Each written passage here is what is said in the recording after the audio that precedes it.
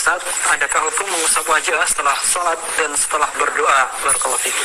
Mengusap wajah setelah sholat dan setelah berdoa telah dinyatakan bid'ah oleh Imam An-Nawawi di dalam kitab Syarah Sahih Muslim, dan dasar-dasar yang menekankan itu semuanya adalah dhaif atau palsu. Orang-orang salafi yang berdusta, apalagi mengatasnamakan ulama salaf, mengatasnamakan ulama kami, ulama idola kami, maka sampai titik penghabisan tetap kami kejar. Datangkan kitabnya, datangkan pendapat Imam Nawawi yang menyatakan bid'ah setelah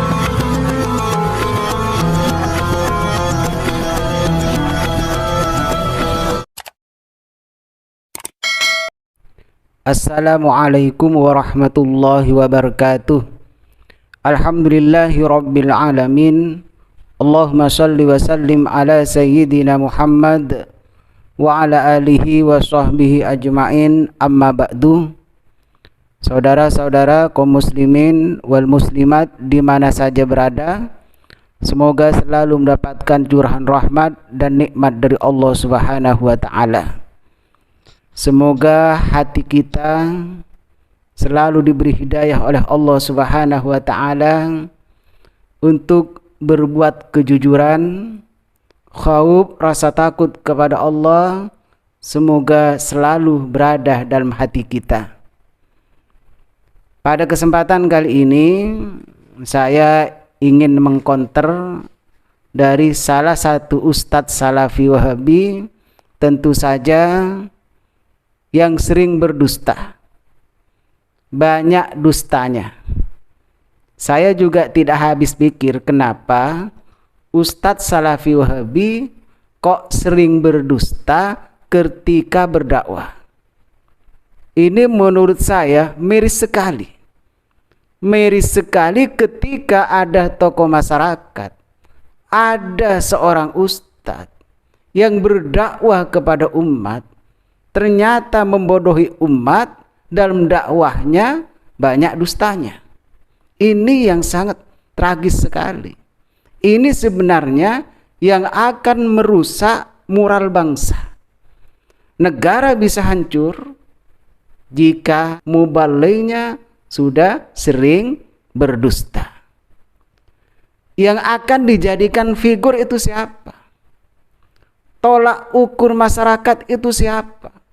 Kalau ustadznya sudah banyak berdusta, apalagi ustadznya gelarnya doktor misalnya, atau LC. Masyarakat kadang tertipu dengan titel.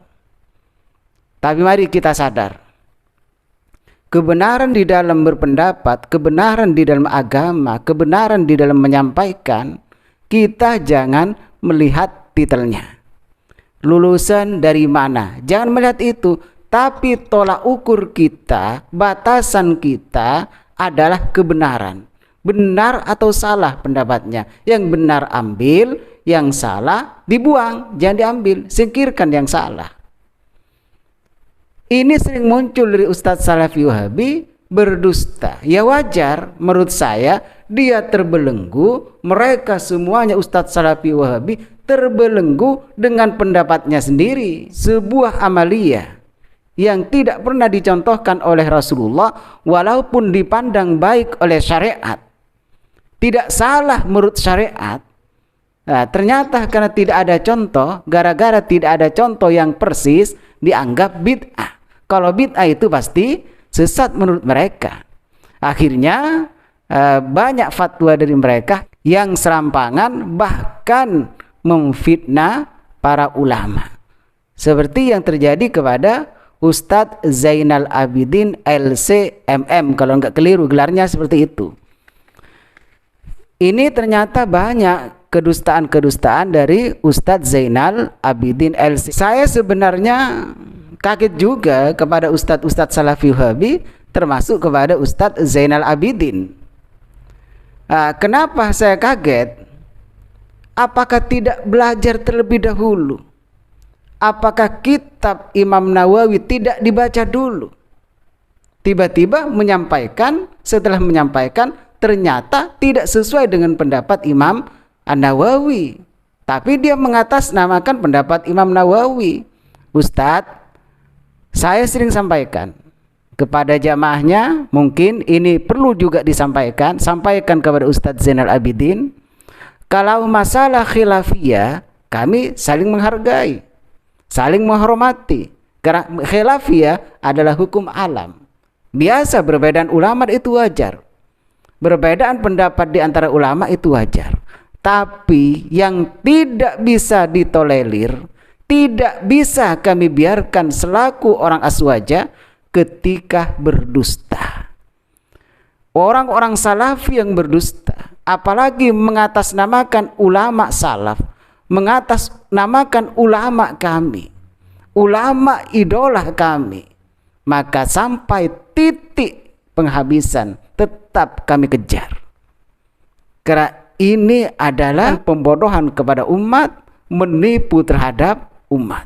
Datangkan kitabnya, datangkan pendapat Imam Nawawi yang menyatakan bid'ah setelah salat mengusap wajah atau setelah berdoa mengusap wajah. Nah, ini pembanding dari saya berani menyalahkan, saya berani meluruskan, saya berani mengkonter karena saya sudah membaca kitabnya.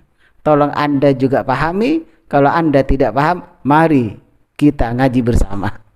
Mari kita buktikan tentang kebohongan Ustadz Zainal Abidin, bahwa mengusap wajah setelah sholat atau setelah berdoa dinyatakan bid'ah oleh Imam An-Nawawi, kata Ustadz Zainal Abidin.